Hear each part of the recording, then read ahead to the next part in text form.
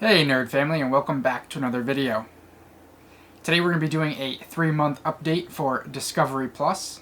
If you have not checked out the previous videos I did on Discovery Plus, make sure to go ahead and check those out. Before we get into today's video, we're going to go ahead and roll the intro, and I'll see you back here in a second.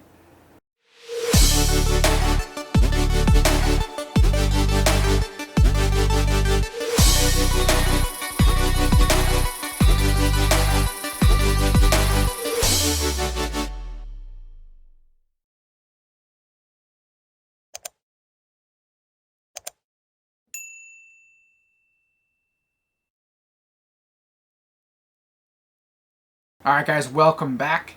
I hope everyone out there is staying safe and staying healthy. Be sure to head over to thenerdcircle.com and also give us a like on Facebook, Instagram, and Twitter at Real Nerd Circle. On a personal note, I'm about a month into dadhood here, and I gotta say, it is not for the weak. Definitely sleep deprived here, but I'm working hard to get these videos out for you guys. At the time of filming this, probably about a month into dadhood here. By the time you guys are seeing it, it might be a little bit over a month, but I'm hoping the months fly by here so we can hopefully get some sleep. But without further ado, let's jump into today's video. Today we're just doing a little 3-month update with Discovery Plus, just to kind of see how it still holds up against all the others. So after testing Discovery Plus here over the last 3 months, I will say I still think it's a very great option. Especially at the price point that it comes in. You do have the two options. You have the $4.99 a month with ads and the $6.99 a month ad-free. So I personally think it's definitely worth the extra few dollars to go with the ad-free version, but totally up to you. If you're just trying to save as much money as possible, definitely go with the $4.99 a month there. Save yourself a few bucks in your pocket. But I still think no matter which one you choose, it's got a lot of great content on the service.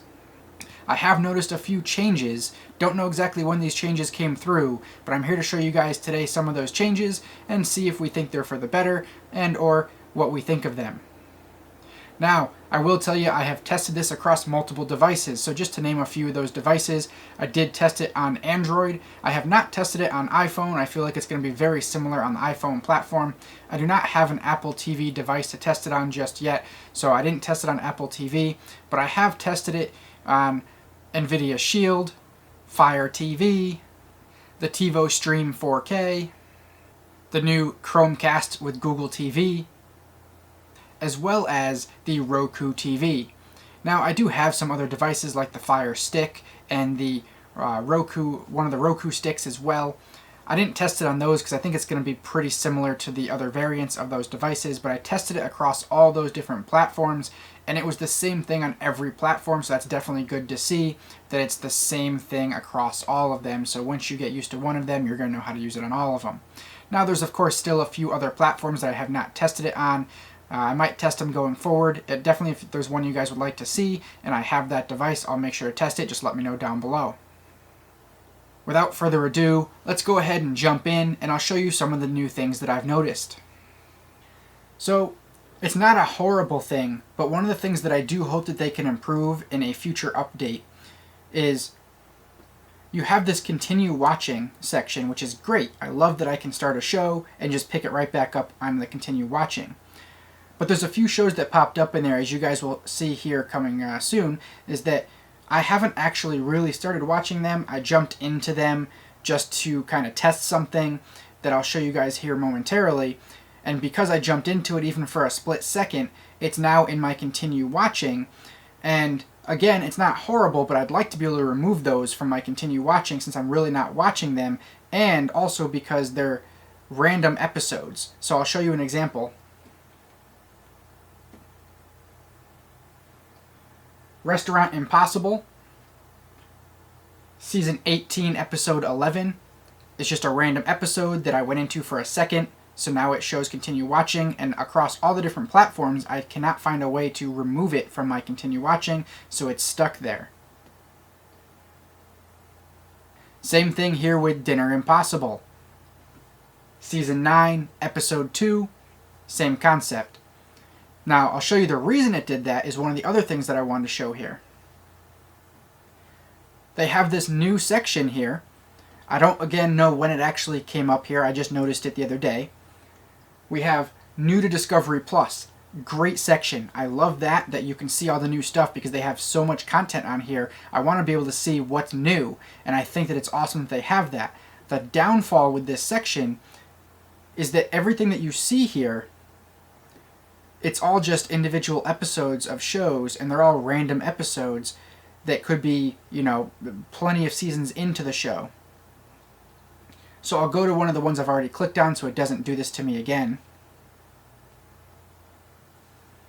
You have that Dinner Impossible, Season 9, Episode 2. When you click it,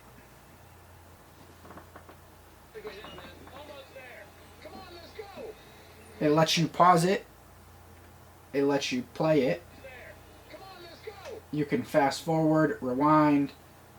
You don't have a way to get to the actual show if you want to put that whole show from Season 1 or whatever they have into your watch list. It's only that one episode that comes up as new.